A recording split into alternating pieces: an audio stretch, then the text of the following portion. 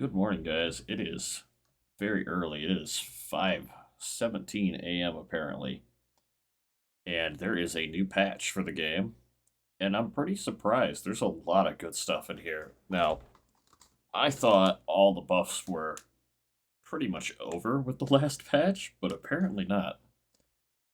So, this was announced as the final part of the 60-day commitment, and this seems like a bunch of other things that were part of a pass in the game that they didn't include in the first patch that they wanted to, or maybe things that needed to cook a little bit longer. And there's a lot of good stuff. First off, support stratagems, I'm assuming, which is resupplies, will be visible on the minimap. That's giant because that was one of the things where, like, where's the resupply? Whether this is just the resupply pod or this is the actual resupply box is yet to be determined. I haven't booted up the game. I just got done reading the notes so that I could talk about them. Eagle 1 bombs and spear missiles can no longer ricochet off targets. I thought was funny. Like, I don't even think I've encountered this. And they buffed heavy and light armors, which is cool because there was a lot of damage being taken. So they kind of buffed heavy armor by 5%. They buffed light armor by about 8%, which is minor. Very minor, but the damage was a little bit high, but I don't really know like what the plan is here because they consolidated damage kind of like a baseline for bugs and bots, so you just take more damage in general with the changes to headshot damage before. So reducing the damage kind of reduces the difficulty. And my only issue with the game right now is I just want it to be hard. I want Helldivers to have really hard stuff on the high end. There's a lot. So they reclassified Armor Pen. So now we know what is what. And apparently there's going to be descriptions and weapon tags and stratagems. So I'll have to go check that out when I'm in game. Plasma was changed, and there's a lot going on with Plasma. Supposedly they had different mechanics, and now they have high drag, causing them to slow down faster. They've been kind of standardized and changed and whatnot, so there's going to be a lot of details in this that I haven't fully digested, and these numbers are a lot. Um, Plasma Purifier can be charged up with extra damage. Oh, wow. Oh, jeez. Oh, my God. A Plasma Purifier is going to be nuts, dude. What? Okay, see, this was one of the weapons that I was, like, curious about. Because I was like, how did they miss the Purifier in that big balance patch? Because it's so, like, meh. And when it first came out, there was a lot of trailers of people showing, the Plasma Purifier shooting at Striders in actual gameplay as opposed to the Warbond video. And the actual gameplay did not match the Warbond video, and that was kind of meme worthy to me. But now the Purifier, this is insane. What is this? Like, you charge it up and it does like crazy explosive damage now and has more durable damage? Oh wow, the max charge does a lot. It does a lot of damage. That's gonna be weird. It's gonna be like one of the first things I'm gonna be trying today. Is the new Purifier changes. Sounds like you can do some crazy damage with it, and oh my god. So you have this one charge for maximum charge, inner radius of 3 meters, outer radius of 3 meters. Does that mean it's a 6-meter explosion that does 3 damage after charging it up, or does 300 damage after charging for 1 second? That is really dangerous. I can't wait to see that. Plant Scorcher has auto fire, a faster fire rate, bigger mag size, and it loses 1 spare mag, but it gains. So I'm trying to think. It had 6 mags of 15. Hold on, we need some math here. It had 6 mags. Yeah. 6 mags times 15, which did 90 total shots. Now it has 100 total shots because it has 5 mags of 20. So 5 times 20 is 100, yeah. So they gave the Plasma Scorcher 10 more shots. They increased its fire rate by another 100 and gave it full auto. giant buffs to the Blast Scorcher and the Blast Purifier. They buffed the Punisher Plasma for reduced recoil and fire rate. So all the plasma weapons of the game just got a huge buff. Plasma's on the menu. Um, they did say it will cause them to slow down faster. So maybe these are going to be more lethal and fall off faster. So the Blast Scorcher, yeah, all plasma projectiles experience hydrate, causing them to slow down faster. So maybe they won't be as crazy at range, but they'll be very high damage. I don't know. I'll have to try out the Blast Scorcher to see what the fall off is like. Because before the Blast Scorcher was just, it had no fall off. It was just a straight shot. And the Purifier was mostly a straight shot. And the Punisher Plasma was like this weird arc. So hopefully these are still useful at long range, but they were in a weird spot in the last update because everything was better than them. They didn't really have a niche, like the Purifier and the Scorcher, and now they do. Which is they're going to be DPS machines, honestly. Purifier's damage should be interesting. Some changes to Liberators here. So first off, they reduced the horizontal recoil of all the Liberator variants. They gave the Lib Pen 50% bigger mag and gave it 3 less mags. And I'm just going to assume this is a bigger total ammo pool as well, with the 3 less spare mags, but 30% less mags, but 50% more bullets. I mean, I'm not a statistician here, but I'm pretty sure that's a buff. So the Lib Pen buffed again, dude. This is another one that I also wanted to see have something differentiate itself from the Liberators. Liberator Carbine has felt bad. It's felt bad since it came out, and it probably has very limited usage. And if Arrowhead has a really good API for like tracking what players use, the Liberator Carbine was probably really low on the usage count.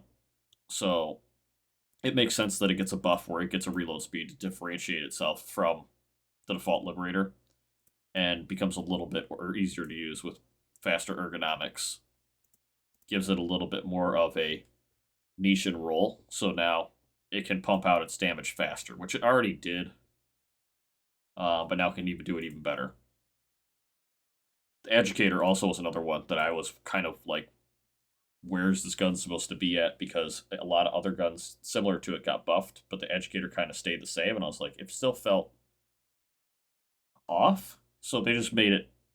They made it have the same recoil buff as the Liberator Carbine and the other Liberator variants. Gave it more damage, gave it more durable damage, and gave it more shots. So it's already a kind of hard to control gun, I would argue. It's not the most perfectly accurate. It's a very like chunky, crazy gun.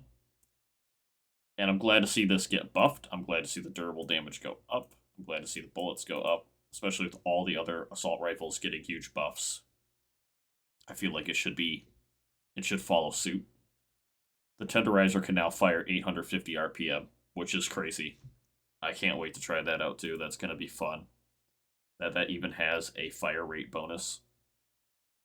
I don't know why the jar was moved to the special weapon category, but sure.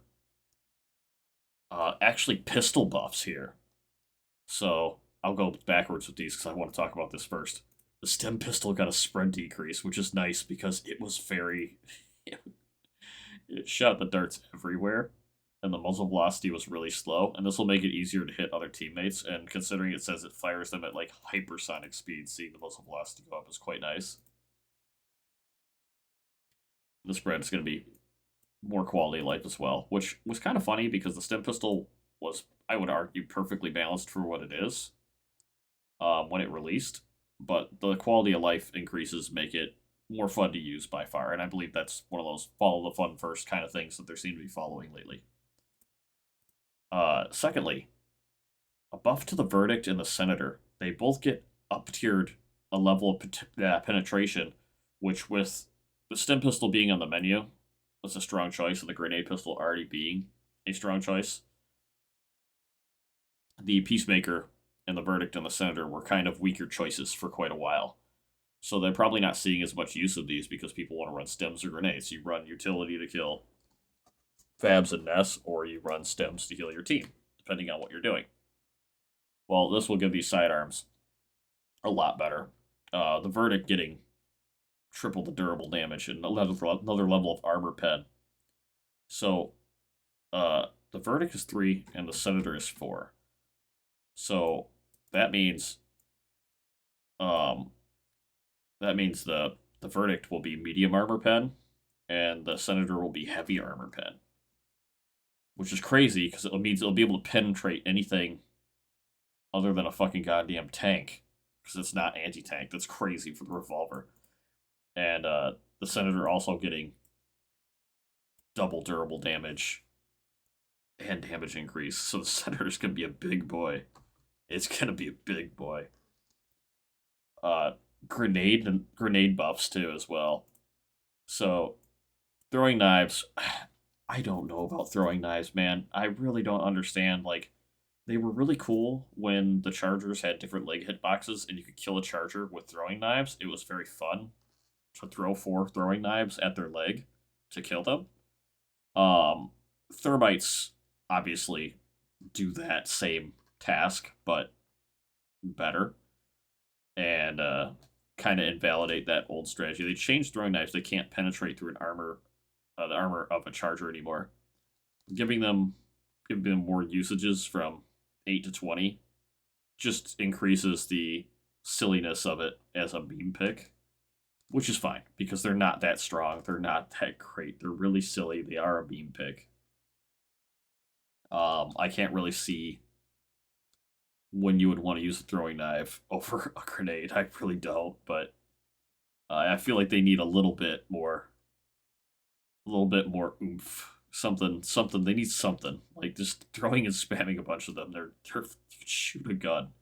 It's use anything else other than a throwing knife. They're just silly. The default grenade, the tiny grenade, the quick det one, and incendiary grenades all got their damage increased by double. This is devastating for friendly fire right here. This is the standard issue grenade, the G12. That's going to be ridiculous. Now, on to some of the new stuff here. There's going to be... Oh, wow. That's really cool. So, I read a little bit of this. The autocannon is going to have normal projectiles and flak projectiles. I believe normal projectiles are going to be what you know, what you love. They're going to be the armor-piercing projectiles that you use to shoot, durable damage and break stuff, make stuff die, make anti-tank stuff die. But you'll be able to swap to flak rounds. So what this does is this fixes one of the biggest issues with taking an autocannon as a heavy weapon. Is you take this autocannon and you have nothing for wave clear. You have your 10 shots and they're mostly armor penetrating. By being able to swap to shrapnel explosions, you're going to be able to use the autocannon for wave clear, which you got to remember, this is a team reload weapon. You could sit there and team reload an autocannon with flak projectiles and probably wipe out a hunter swarm. Pretty crazy stuff, honestly.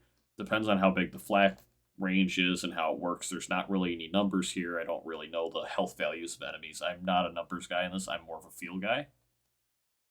So I will go through and out. Just like when the first balance patch came out, I'm going through and I'm testing all this stuff out. There's going to be a video on every one of these things.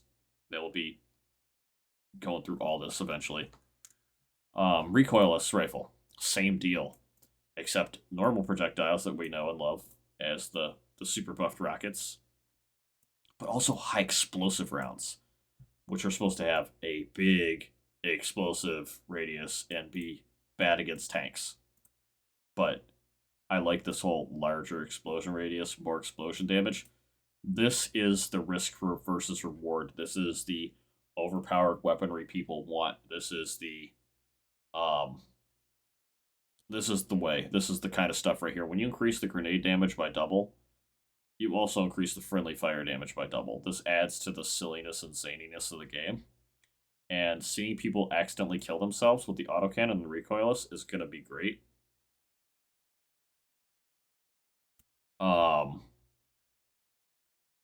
Airburst gets a shorter reload. It definitely needed it. It doesn't have staged reload like the Recoilless does, so it takes forever to. It takes forever to get reload the Airburst launcher, and it's one of the reasons I don't like using it. And it's a cool quality of life because the reload was so long. I think it was one of the longest in the game at 7 seconds. Uh, Stalwart got an ergonomics buff. Is that it? Is that this big? Is that the big Stalwart buff that was? Is that it? So does that just mean it's just gonna spray bullets everywhere better? So I was really curious about this because they teased this, but this is like just the least interesting change of this. The ergonomics, I believe, is just gonna be how fast the ADS is and wiggles around, meaning it'll just be easier to use. It'll be lighter.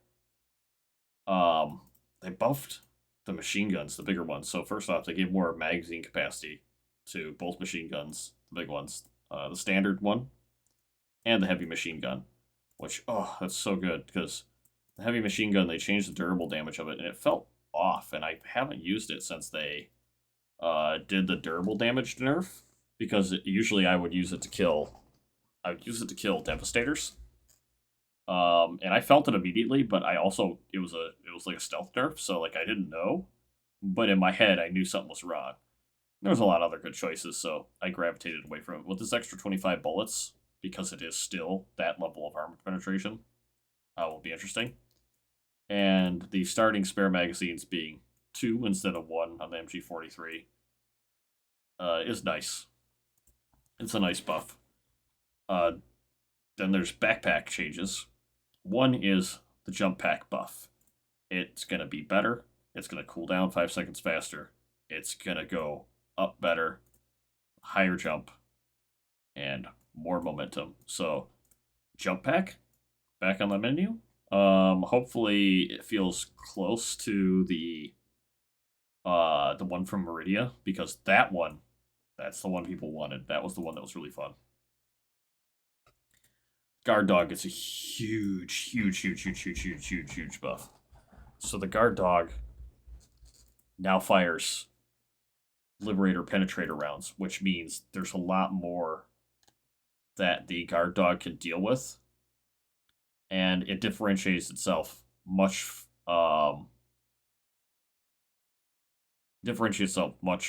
better from the laser backpack and the gas backpack, because now it has a definitive difference in penetration, and that was one of the issues the laser and the regular guard dog before this buff had, was they couldn't penetrate anything. They would waste their bullets, and by being liberator penetrator rounds, this is a big one that you need to think about, is it makes it viable versus devastators now, because before the rounds would bounce off of devastators, now they won't. They'll go through them. So that's going to be quite nice, and I'm going to have to try this out on bots by far. Drone backpacks have a toggle drone function, so I don't know if you can leave it in active mode all the time, so that it's like how it used to be, or if you have to manually activate your backpack. Either way, having full control of this is interesting, because the general rule of thumb was always, with Helldivers 1, was stuff that's automated just does whatever. You have no control over. It's automated. It's designed to kill. This is the first time they're giving people full control over something automated like that, which is interesting. And I'm going to have to give it a shot, which goes good with the Libpen Guard Dog, because it runs on a limited amount of ammo. So now you can say, come back and reload. That will be a interesting take on the Liberator Guard Dog now. So, once again, another thing I got to test out extensively. Changes the gameplay of backpacks by far. And with the jump pack buff and the Guard Dog buff, it puts them in a much better spot as backpacks. It's a lot of firepower. They're having the extra... That's the other thing. It gets the mag size buff from the Liberator buffs as well. So the Guard Dog's going to be able to fire a lot more. You have a lot more I mean, the damage is decreased, but you have a lot more shots going out. So there's a bunch of stratagem changes as well, too, that are really good. Most of them are sentries, which I'll get to in a minute. The strafing run got buffed, which is great, because the strafing run was in a good spot, but now it's in a great spot. So I'm going to have to try that out. Also, Airburst. Oh, man, I didn't see this. Airburst has 4 salvos now? Oh, my God. I wonder if it gets a 5th one with the upgrade. Because I know it had, I think it had 4 with an upgrade. I'm not sure if that was an orbital upgrade, maybe. Um, if that has 5 total salvos with the upgrade, that would be stupid. And the salvos being spaced out means it's going to be really devastating, really good area control. And anything inside that area will be dead. Now, a lot of these turret changes are the same, so I'm going to cover them all at the same time. The cooldown has been changed, and the lifetime has been changed. So, oh my god, the cooldown of the freaking machine gun sentry is so short now, it's only 90 seconds. The rest of them had their cooldowns reduced by 30 seconds and lifetime reduced by 30 seconds to match.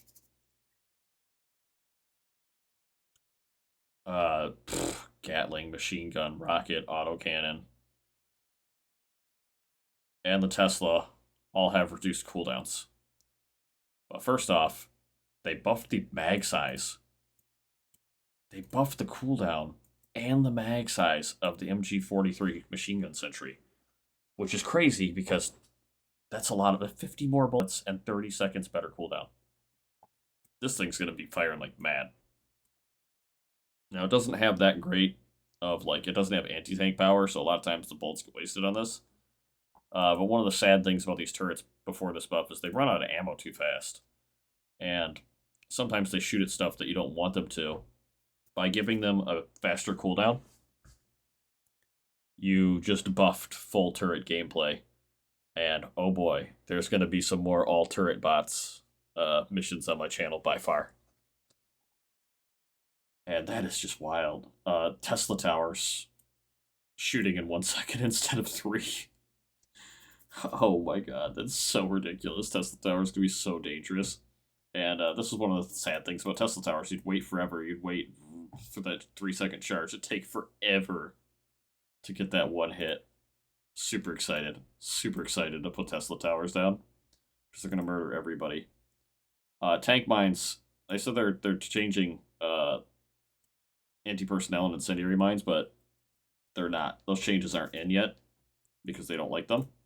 But they did change anti-tank mines. First off, the explosion radius was decreased. This was pretty bad in the first big balance patch, last big update. It was way too big. Way too big for an anti-tank mine. It would knock people down who were very far away. It was very silly. But they increased the damage, and it only triggers by Chargers, Bile Titans, Impalers, Hulks, tanks. If this doesn't trigger for Helldivers, this is an enormous buff for tank mines. This, in general, is an enormous buff for anti-tank mines because now they will be a backline tank mine that doesn't explode from little enemies. Now, that being said, you can still blow up mines with all sorts of stratagems, so you still got to work with your team to figure out who's bringing what and whether or not you want to bring mines. But definitely a more interesting mechanic because if you see a bunch of chargers in a field, you can throw it down and not worry about the hunters just blowing up the mines. And here's a really big one here that I want to try out. The shield regenerator is changed, so when the shield is down, it no longer regenerates. But they gave it a faster charge rate. They changed the delay. So what's going to happen is the shield's going to get hit. There's going to be a delay before it starts regenerating health. And that health amount now is increased. And that delay is shorter. So if the shield only gets hit a little bit, it's going to go back up to full and be fine. They increased the radius by almost double, from 8 to 15 meters, so 16 would have been double. So the shield is going to be enormous. It's going to be one time. And if you're only taking light damage, you're going to be fine. It's going to regenerate. It's going to be good. But if you're taking heavy damage, that shield's going to get ripped off pretty fast. So in the end, it means these shields are probably going to go down, and they're not going to come up a second time. But usually they didn't come up a second time. When you're under heavy fire and you put that shield down, that was 8 meters. It would go down one time, and it might go up a second time for like a second, and then it would just go down again, or the shield relay would get killed by bots. This is only really useful on bots. Definitely will try this out. The bigger range is really nice because before you were basically tethered to this little tiny area. Still, that being said, you gotta be careful because these shields also have, this giant area becomes, filled with enemies. You have a huge problem, and now you have a giant shield that can be inside of that will be regenerating better and faster. So if you have to shoot through your own shield, you're gonna have a big problem. I'm trying to figure this one out. Patrol spawning. I didn't read this one. So once a mission was completed, but before extraction. Okay, so this is what happened before. The patrols would spawns would increase across the entire map. I remember this. When you finish the main objective, you get more spawns. That was the. We all know that. Now the increased patrol spawns are concentrated around the extraction site. More patrols appearing the closer you are to it. This is changed to make patrol spawning feel more logical and reduce the penalty for players complete the mission, but still want to explore the map or collect samples. Okay. So basically, when you finish the objective, extraction will be totally effed, and there will be tons of enemies around it instead of tons of enemies everywhere. So you'll still be able to full clear, um, but going to extraction is now going to be dangerous, and all the patrols will be out there, which will make it harder to sneak to extraction, which was another weird side effect of people finishing the objective early, is they would run around the map and they would wait for emergency extract, and because there wouldn't be patrols everywhere around the map, there'd be enemies behind them, and they would run to extract, time it perfectly to just leave the map. With this change, people who just try to use emergency extract to do like no damage runs and shit, they're gonna have to deal with all the patrols being focused around extract. It's gonna make solo no damage runs a lot harder. It's gonna make sneaking to extract alone a lot harder. That being said, once you finish the objective. Uh, Terminant's got some changes here. There's less leg health for spewers, which is good because honestly, their heads are so hard to kill with most weaponry that you have to shoot their legs, and that reduced health will make them easier to kill when you're shooting like things like a liberator. Hunters will pounce a little bit less, and they can totally explode. And scavengers can totally explode too, which is cool. Basically, hunters share a cooldown between each other for pouncing, so should be less 1, 2, 3 punches from hunters, which is honestly why they're one of the most dangerous enemies in the game. Bunch of bot changes. So essentially, the thing with the bot changes is they're trying to make them not fire through walls and have line of sight to you. And this should make it so that automatons will also stop tracking you when you're hidden. They'll be affected by smoke. So you'll be able to use cover and concealment to avoid being shot by them the way you would think you should. Automatons do a little bit less damage. Their small projectiles have had their damage reduced by 5, and their heavy projectiles have had their damage reduced by 5. So there was a lot of bullet spam after this was the 17th, the September 17th update, and it was a lot of attrition. It was a lot. Now I like the difficulty, but there was a lot of like ship damage going on, and this helps out a little bit with that because it was just a constant health attrition, and I didn't mind it, but it's once again quality of life stuff they're trying to do.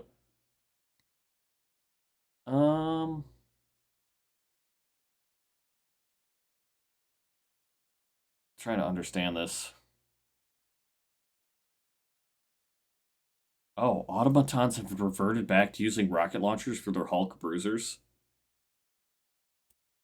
Thanks to John Helldiver sneaking into their facility and destroying it.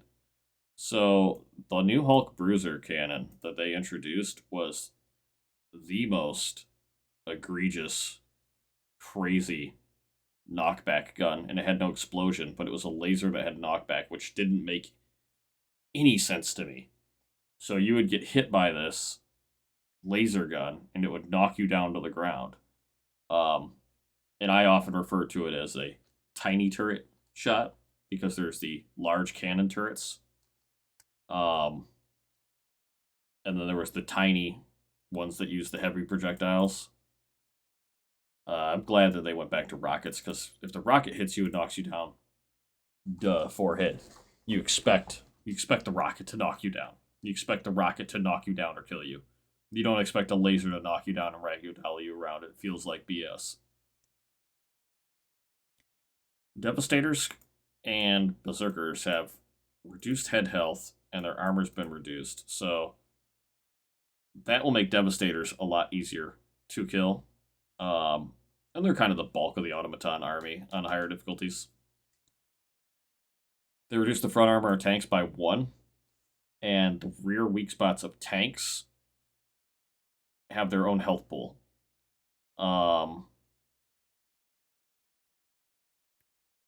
And the weak spots deal bonus damage to the tank's health pool. So shooting tanks in the back will deal more damage, but the conventional tank will be the strongest, which makes sense.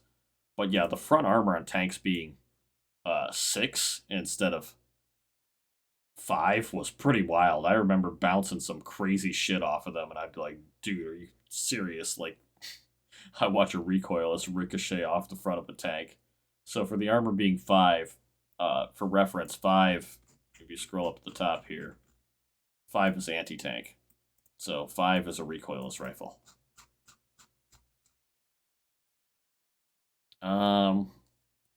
And on to bug fixes and little stuff. So supposedly they fixed eradicate missions, which is nice. Those are really sad. I couldn't even like record them because we'd just be standing there waiting for spawns. Um, Apparently enemies won't fire through walls or track you while hidden or ignore smoke effects. And they're talking about the patrol spawning, so those are things I already talked about. Some crash fixes and things that aren't fixed. And this is the one. This right here. This right top priority one kills me. The high breaker drill mission, man. You go through a whole mission and you get to it and you forget that it's bugged and it doesn't work. I'm not sure if they fixed the civilian mission or not. I'm trying to see if that's in here. The one for like the civilian escort one. To do social menu, crashing, friends, shooting, stratagem balls, eagle, reinforcement, pelican, supply packs, high damage. No, so I don't see a fix for the civilian extract game mode, which I'm kind of waiting for because I would go to rescue the civilians, which is a fun mission type, honestly. And the ship would just leave. Not sure why that's like that. Hopefully that's fixed in this patch. So expect me to be spending the rest of the work week getting through all of these Helldivers changes to the game. There's quite a bit of stuff for me to test and try out. And as somebody who's made all Sentry builds, all these Sentry changes and tank mine changes are just like a cherry on top. Because I felt like these things were already really powerful in general after the changes to durability. Now they're even more powerful, and it's going to make things like, Gatling, machine, rocket, autocannon combined as a group of 4 really powerful. So that's it for now, guys. Peace out. Definitely check out the patch. Definitely check out the videos. I'll be posting Helldivers videos for a bit here as I dissect all these changes and test out all this new stuff. So see you guys later.